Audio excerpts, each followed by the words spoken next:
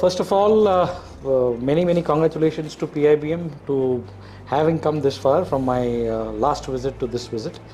The interaction, as usual, even 4 years back, the interaction was fantastic, lively, and I like the very fact that despite being the very beginning of the MBA session for all of these students, they are pretty well read in terms of understanding what the topic is and understanding what is it that is going on around them, because that's really very important. I was pretty excited with the session, I must say that. Yeah. See, first and foremost is what is it that we do in the process of procurement of milk.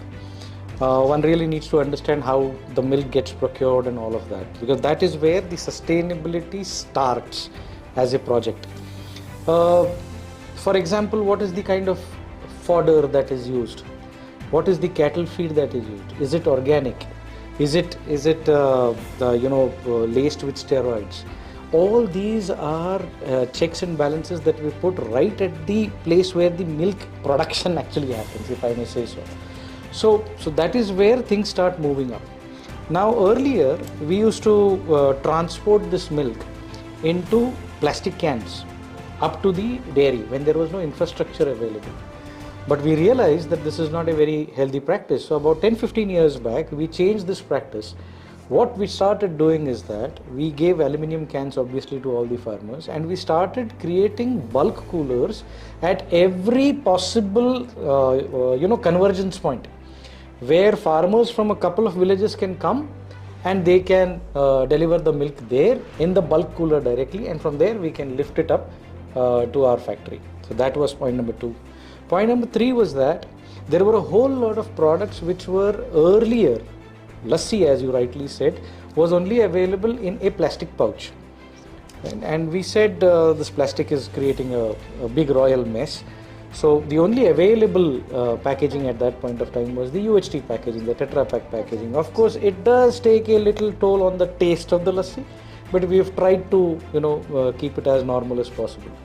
I only hope that this UHT does not become a menace, that the environment suddenly starts seeing a lot of UHT package which cannot be destroyed. But at least they are not as bad as plastic, if one may say so. As far as the distribution channel is concerned, the company is now, earlier it was diesel vehicles that were plying to and fro. In dairy, the logistics cost is huge and the logistics network is huge. So there's a lot of consumption of hydrocarbon fuels, because there are a whole lot of vehicles moving back and forth every day. So what we started doing is that for all our nearby markets, we insisted that we will have only electric vehicles, operated vehicles. Now this not only reduced our cost, but this also reduced our carbon footprint.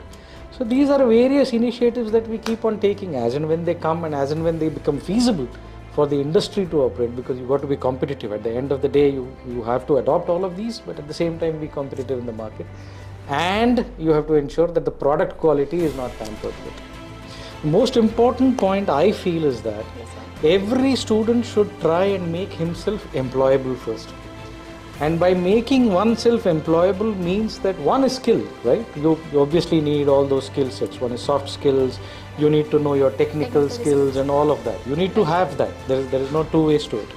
The most important part is the common sense to use them, and the knowledge to use it when it is required, and the knowledge as to how it should be used.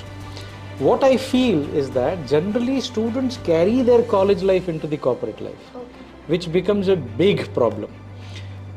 Because what happens is that you will be about 23, 24 something when you get into the corporate life. There will be people who will be 35, 40, 50, and some dinosaurs like me who you made 55 and whatever. Now imagine this 55-year-old man sitting here and looking at the 23-year-old character, and this 23-year-old character says, I know better. Right? This 55-year-old man obviously says, what have I been doing for the last 30 years working here? So now this is a very soft kind of an understanding level situation. No doubt you are better qualified, no doubt you are better skilled than this gentleman here. It is known to everybody. But when I say you got to be employable, means that are you willing to first understand what the organization is all about? understand what the organizational culture is, understand how the processes work, and then slowly make your way through the entire organization maze, if I may say so. That's the only mantra. Just keep your cool, use your skills when it is required, and use common sense. Second most important thing is that never ever fail to be intuitive, never ever fail to be adventurous, never ever fail to take the initiative. 95% of people that I employ, I find that they are shy, they are not willing to commit themselves and not willing to take the ownership for anything. See, you could be successful, you could fail in that particular venture that you would take in an organization. Nobody cares. It is your attitude that matters. Are you willing to take up that challenge is most important. Success and failure are results.